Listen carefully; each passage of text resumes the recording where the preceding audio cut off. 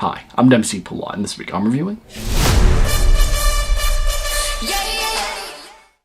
Now, before I start off, as always, I just want to take a quick second to remind you guys to make sure you hit that like button if you like today's video, and if you're new here, please consider hitting that subscribe button as well for more new movie-related content weekly. But, without further ado, let's jump into today's film.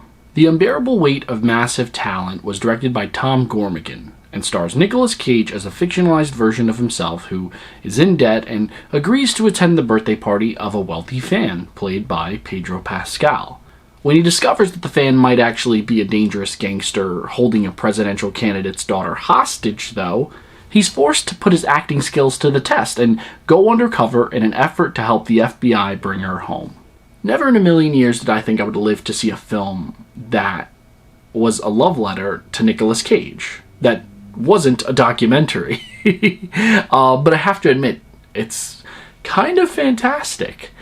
Not only is this film filled with countless callbacks to some of his most iconic projects, we also get some special appearances from some of his most iconic characters, too. And I don't mean that he's portraying the characters, I mean that literally the characters appear. In one instance in particular, there's a character that appears that acts as kind of his cagey conscience, if you will. Now, going into this film, I have to admit, I think I misread the synopsis because I was under the impression that Nicolas Cage was the one being held hostage and that he was going to have to act out different characters from his past and different scenarios from his movies to his captors in order to be set free.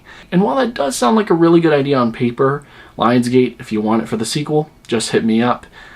I'm kind of glad that we got this film instead because it works so well on so many levels. I feel as if I'm getting deja vu saying this, having reviewed Everything Everywhere All at Once a few weeks ago, but this truly is one of the most original films I've ever seen, and it's also one of the best bromances I've ever seen too. The film may honor Nicolas Cage's life and legacy, but it also does a fantastic job at highlighting the versatility of Pedro Pascal. From Narcos to The Mandalorian, I always kind of knew that Pedro Pascal was a dramatic actor and that he could be an action hero of sorts. But I genuinely did not know he was this funny. Like, I would go so far as to say that he is the funniest person in this entire film. Yes, he even upstages Nicolas Cage at times. And I know there will be people out there who say, yeah, of course he's funny. He was in that Judd Apatow comedy that came out on Netflix a few weeks ago. But, like, no one saw that, so how would they know? In all seriousness, though, his deadpan delivery throughout the film is just unbelievable, as is his chemistry with Cage. I enjoyed watching them get into non-stop shenanigans so much that when the film was over, I genuinely felt kind of sad. Which may sound dumb, but truthfully, like, it was so euphoric seeing them play off of each other. And I especially love how when they first meet, they kind of hate each other, and the audience has to watch them grow to like each other. It's so fun seeing them be total opposites at first, and then eventually seeing them grow to bond over something as silly as movie choices. And as they grow closer, it makes all the conflict in the third act all the more bittersweet. It's both heartbreaking and humorous. But by the end of it all, it truly is an equally rewarding and entertaining experience. Despite how entertaining this film is, though, it's not without its problems. And the biggest to me was probably the pacing, especially in the third act. Now, the third act, to me, is the weakest part of this film, simply because of how quickly it kind of happens and how kind of messy it comes across. It starts off literally with a massive twist, and then before you know it, there's like a series of chases. The characters are literally just chasing each other around Mexico, which is where this film, the majority of the film, takes place.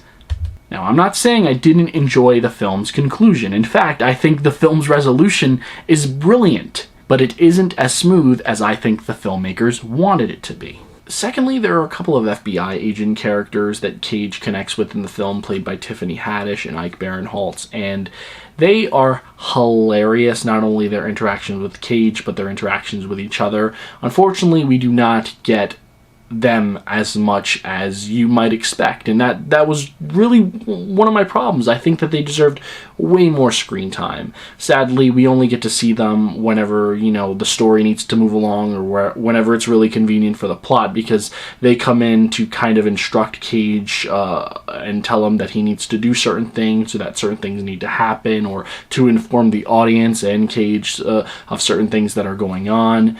But yeah, I really think, not to say that the film could have been stronger if they had more of a presence in it, but I think they could have just added to the overall humor and made it even funnier, if that makes sense. At the end of the day, though, this is the Nicolas Cage show, so to speak, so it's fine that they didn't really get the amount of screen time that I wanted them to, but I don't think I'm doing justice in explaining just how fantastic Nicolas Cage is in this. It's not to say that he's at the top of his game, but rather he fully embraces the meme he's become and channels that into an otherworldly performance. The Unbearable Weight of Massive Talent is truly a one-of-a-kind experience because it could not be done without Nicolas Cage. This much I know is true. And it's not just because he has such a chaotic filmography, but more so because he's so down to clown in this. You know, they say that artists need to learn to accept criticism. Well, here, Nicolas Cage leans so far into the criticism of his life and his work that he comes out on the opposite side and creates a brand new form of art in the process that's both bonkers and brilliant. And for that, I'm going to give this film 3.5 stars. Whoa, Cage! Now, I was extremely fortunate enough to speak with the film's director, Tom Gormican, as well as its co-writer, Kevin Etten, and it is one of the funniest interviews I've had in quite a long time, and I encourage you guys to check it out. If you want to check it out, I'll leave a link down below in the description box. But yeah, The Unbearable Weight of Massive Talent is in theaters right now, and I highly encourage you guys to check it out, especially if you need a good laugh.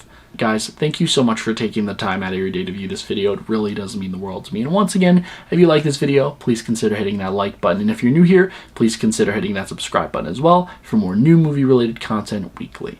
Now, if you happen to see this movie, if you loved it, if you hated it, let me know what you thought about it down below in the comment section. I look forward to reading and responding to all of your comments, as always. But that's pretty much all the time that I have for you guys today. If you'll excuse me, I do have so much more that I'm currently working on that I cannot wait to get to you so you can watch and experience and all that jazz. So, I'm going to get back to work. Until next time, I'm Dempsey Pilat. Take care.